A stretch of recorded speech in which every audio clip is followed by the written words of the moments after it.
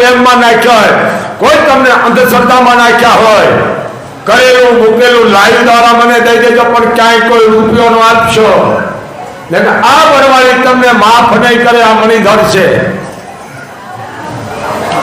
માને હું રૂપિયો કરો ભાઈ, અને અપમાન કેટલું થાય છે. માં તમારા ભાવની ભૂખી છે. આ જે દિવસે માના જળહળાટ જોતું અખંડ, આ મેં તમે ભાવ વ્યક્ત કર્યો છે. ભાવ છે. હાથા દીવા તો ચંદ્ર સૂર્ય છે માના. બાકી હવે જાગૃત થાવ, બહેનોને બોલાવો, અને એ ચારણો તમે કોઈ પણ બનાવો બાપ, તો બહેનું, ભાણેજું, ફૂયું અને દીકરીની હાજરી રાખજો. તમારે કોઈ ધામે આવવાનું જરૂર, કારણ કે બેન દીકરીના આશીર્વાદ છે ને, એમાં 9 લાખના તમને આશીર્વાદ મળી જાય છે બાપ.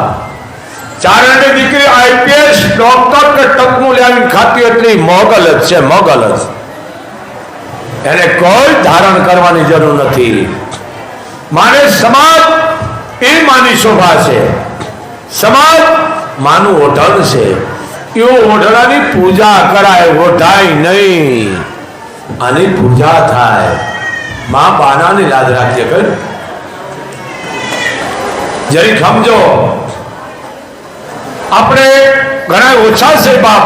આખા ભારતમાં ગણો તો ચારણ આપણે હશે કદાચ 9 થી 10 લાખ હશું કે ઓછા હશું.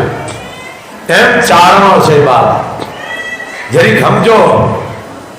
એક એક ચારણ જગદંબાના ઇતિહાસ લ્યો તમે. હું તો અભણ છું. એક એક ઇતિહાસ લ્યો અને તમે લખો છો. એ છોકરી ઢોલા ને બાજરી જાય બેટા, પાડો લીધો લઈ લ્યો. એક એક ઇતિહાસ લ્યો ચારણ જગદંબાયુના. પણ અમારી ભગવતીના અમે ઇતિહાસ બોલતા આવ્યા છે અને બોલવાના છે બાપ. એવા અમારામાં ભક્તો થઈ ગયા. કોલો ભગત, 2 ભાઈ અને 1 બેન. સુમબેન નામ, હદાયથી નાની બેન. ભાઈ મોટો ભાઈ માલદેવ, માલદાન મોટો ભાઈ માલદાન. ત્યારથી નાના કોલો ભગત ને હદાયથી નાનકડા એમના બેન સુમબેન.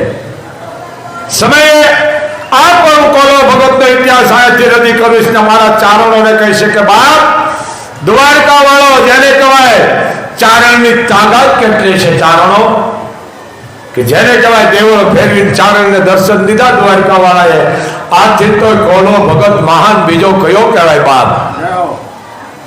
પણ આપણે એનું કરવાનું છે. ડેરી નાની એવી છે, પણ આપણે એનું મંદિર બનાવવાનું છે. કોલવા ભગવતનો સમય આવે ત્યારે એમે મારો અવાજ છે. અમારા ખંભાળિયાના રામભાઈ નાથાભાઈ ને બાપ, મારો અવાજ સાંભળતા હોય તો મને જાણ કરજો. કોલવા ભગતને આપણે બધા ચારણોને ને બધાને ભેળા થાય 18 વર્ષને અને કોલવા ભગતનું જબરદસ્ત મંદિર બનાવવાનું. કારણ કે જે ચારણે ભગવાનને કીધું તમે મને દર્શન દો, હું ન આવું, અને દેવળ ફેરવી દર્શન દીધા. એ ચારણ કેટલો પવિત્ર રહેશે. કેટલી ચારણમાં જેને કહેવાય કે શક્તિ હશે. વાત એ સાચી છે. ભગવાન કૃષ્ણ, ભગવાન રામ, ચારણો તો એને રાજા કહે છે કે ક્ષત્રિયનો દીકરો છે, એની ફરજ છે રક્ષણ કરવું હોય. પણ અમે ચારણો એને રાજા કહી કે ક્ષત્રિયનો દીકરો છે. આ ચારણોના લક્ષણ છે. સાચું કહેવું ચારણોના લક્ષણ. ચારણ વાણી નો વેશમાં સાચું કે ચારણ અને કહે છે. ચારણો હજી કહે છે. પણ ચારણને હું તો 18 વર્ષને કહું છું બાપ, તમારા ઇતિહાસ ઉદળા ચારણો રાખ્યા. કોઈ માગણી કે કોમ નથી. આ તમારા 2 કરોડ રૂપિયા લેવા વાળી નથી. પણ તમારા જે વડવાઓ થઈ ગયા, તમારા જે પરંપરાઓ થઈ ગયો 18 વર્ષમાં, એના જે જેને કેવો ઇતિહાસ છે, જે તમારા તત્વો છે, એને ચારણ જાગૃત કરીને જગતના ચોકમાં મૂકે છે. ચારણને કોઈ તમારું લેવું નથી. પણ કારણ કે ચારણ ખરાબમાં સારું જોવા વાળો ચારણ છે. ચારણ સાચું કહેવા વાળો છે બાપ. એટલે અમુક સમજો, સમજાવીને બફાટ ન કરો. અમુકને બોલતા નથી આવતું, અવહેલા થાય છે. ફેમસ, હવે સમાજ આખી ઓળખે છે. ફેમસ એમ ન થવાય.